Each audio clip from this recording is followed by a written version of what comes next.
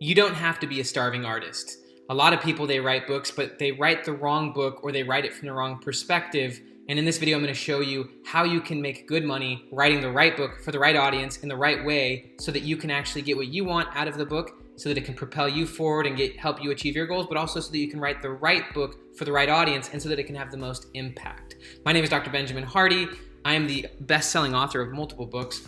I wrote this book. It was an ebook. This book was downloaded probably 300,000 or 400,000 times.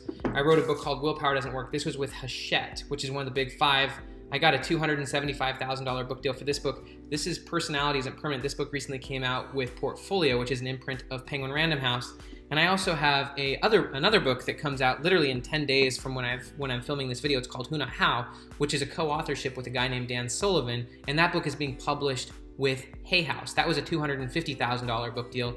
I already have my next book contract, and I'm working on the next book contract. So I am what they would call a professional author, making multiple six figures for each book. But writing books isn't the only thing that I do. I've got an online course that makes great money. For a long period of time, I was the top blogger on medium.com. From 2015 to 2018, I was the #1 blogger on that platform. My blogs overall have been viewed probably around, or I'm guessing well over at this point, 100 million times. But the only reason I say all this is I've learned quite a bit, but I'm still a novice. And I've gotten a lot of coaching and mentoring as well, and I want to just teach you the best things that I've learned, because through each book I've written, I've learned a huge amount. So the first question you have to ask yourself, and this is something that Ryan Holiday, who's a mega author at this point, he taught me when I was first writing Willpower Doesn't Work. He helped me with that book. And he said, what do you want this book to do for you? Because you have to answer that question first. Depending on what you want the book to do for you, it will shape how you write the book. It'll shape the book you write. It'll shape how you market the book. It'll also shape whether or not you go self-published, traditionally published. A lot of people, they want to use a book to get business. And if that's the case, you're not going to write it in such a broad way. You're going to write it in a very specific way. A lot of people, they'll write a business book with the intention of having like 100 people read it. But if those 100 people read it, that could mean millions of dollars for them. A lot of people, they want to write a book so that they can get speaking gigs. That's going to be a very different book than if you're wanting to write a book that reaches millions of people. You have to first answer the question, what do you want this book to do for you? Because the answer to that question will determine your strategy about how you approach the book and the book you actually write. The second question you have to answer is, who is the audience? And usually from my perspective, it's good to think about one person. For me, when I wrote Willpower Doesn't Work, I wrote that book for my younger brother. He is someone who I love very much. He's one of my heroes. He's also someone who struggled a lot in his life, especially with addiction. And so Willpower Doesn't Work approaches personal change from the perspective of addiction. And it's all about how your environment shapes you. And so when I was writing that book, I was essentially writing it for my brother and to my brother. It was like a personal letter, but in a really beautiful way.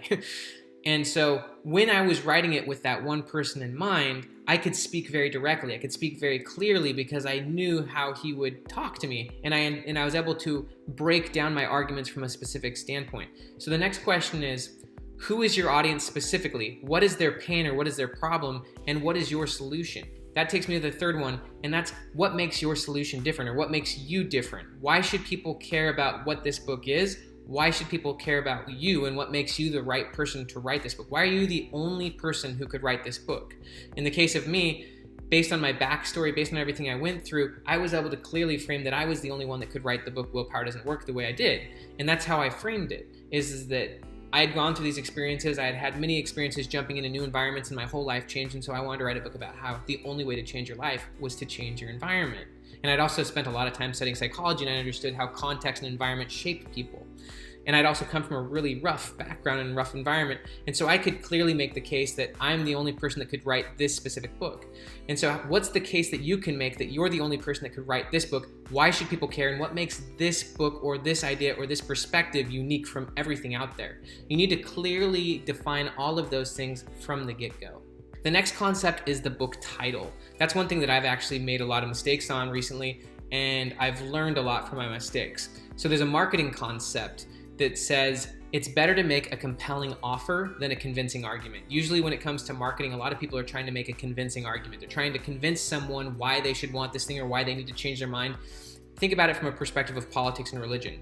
It's not very effective to try to convince someone with your arguments. rather than trying to convince someone with a convincing argument, it's much better to make a compelling offer. Show someone an amazing view of the future and why that view of the future is something that's so amazing and so exciting that they want it. Think, for example, the 4-hour work week. That is a very compelling offer. Think about Think and Grow Rich, even Atomic Habits. Like, you want to have habits. And so in the case of business or self-help or even nonfiction, it's usually better, this isn't obviously an ironclad rule, but it's usually better to make a compelling offer than a convincing argument. And that's where I've actually gone wrong. For example, personality isn't permanent is a convincing argument. I'm trying to convince someone that personality isn't permanent. My subtitle is a compelling offer: break free from self-limiting beliefs and rewrite your story. I would retitle this book if I had the option to now, but I don't. It's already published, but I now understand that that book would have sold much better if I had framed it as a compelling offer. For example, that book is all about how to ultimately stop being the person you were in the past and ultimately to become your future self. So if I had just called this book something like Become Your Future Self or something like that, Your Ideal Future, obviously those are really rough, but those are a lot more in the direction of what people want. So that's actually another thing that you have to think about with your book, is what's in it for them. Not what's in. We've already defined what's in it for you, but now you've got to be really, really clear what's in it for the reader if they read the book. What's the promise of the book? What's the golden thread of the book? That's the next thing you have to answer, is what is the core promise and the core premise of this book, and what makes that premise so clear, so unique, so powerful? And then obviously the book becomes structured around answering that promise. So the next thing you need to do before you even start writing is ultimately building your framework, building your foundation, building your structure. You can't write fast, you can't write effective, and you can't write it in a clear way until you get the structure first.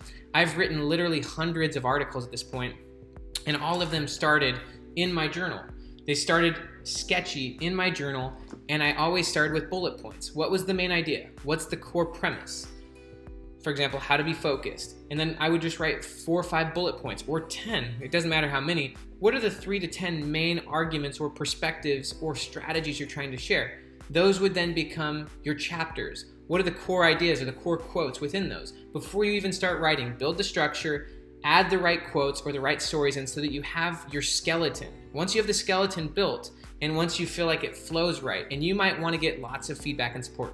One thing I highly recommend is paying for coaching and editing. For example, it took me about a year to create the right structure for this book. And it didn't come until after I actually hired someone. I hired Tucker Max, who owns the company Scribe Media. I was lost because there's so many ideas I'm trying to convey in that book. Once I got Tucker involved, he was able to help me break through the noise and help me to find a structure that was so simple, so clear, so easy that I was able then to write it fast. Once you have the structure, then you just want to write. You don't want to edit yourself. You just want to flow through it. So for example, if you're writing an article, once you have the title and let's just say the 5 to 10 subtitles, and it's really easy to frame an article as a list. What are the 10 items here? Once you have the subheadings and maybe even a quote or a story for each subheading, then you just want to write and just let it flow. And usually you can do that really easily if you have the structure. The structure makes it so easy to write. Don't edit yourself while you're going through it.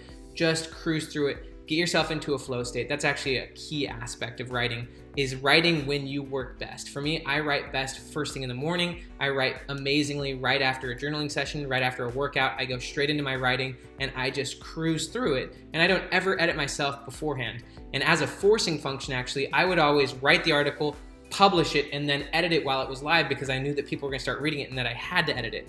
And that's part of creating an environment or a situation or a circumstance that forces you to produce results. That's kind of the same concept of having fast feedback loops and also having a deadline. The book that I have coming out right now is called Who Not How. It's a co-authorship with Dan Sullivan, and I had a really tight deadline on that book. I had 3 or 4 months to write that book. I didn't have time to mess around. And also it was a co-authorship, and so my own ineffectiveness influenced not only me, but someone else. And so I had forced accountability, forced social pressure, but I also had fast feedback loops. Tucker Max actually edited that book as well. And one of the things he told me from the get-go was send me crap drafts. Send me crap, essentially. Send it fast, because there's a really good quote that actually Dan has. He says, 80% gets results, 100% is still thinking about it. The worst thing you can do is have slow feedback loops. You need to send the initial idea, send 80% of the idea fast to someone, get their analysis with their perspective, and it should be someone you admire, someone you respect, someone who knows what they're talking about. Hire that person. And you want to get that feedback fast, and the faster your feedback loops and the tighter your deadline, the more focused you'll be. The final concept I'll share with you comes from Cal Newport. He had a book called So Good They Can't Ignore You, And that's really the mindset you should go into this, is if you're gonna actually do a book, you might as well make it so good it can't be ignored. What's the best or the most important book on that topic? Why is that book so important? How could you make a book that is either different, reinvents it, or is totally the next upgrade? Make something that's so good it can't be ignored, title it the right way, structure it the right way, write it with a lot of emotion. That's one thing that's really important is that good writing is emotional writing, but also good writing is structured. It's got stories. In my case, because I'm a nonfiction writer and I write like a lot of science and psychology, I write with deep emotion and deep energy, but I back everything up with stories or with quotes or with science. And so it doesn't necessarily feel emotional, although it's hitting people at the emotional level. It also feels smart. So you're hitting people both on the cognitive and the emotional side, and that's where transformation can come. So I hope that helps. I'm Dr. Benjamin Hardy. Down below is my free 30-day Future Self program. Click the link, sign up for the 30-day Future Self program, subscribe to my channel, and have an amazing day.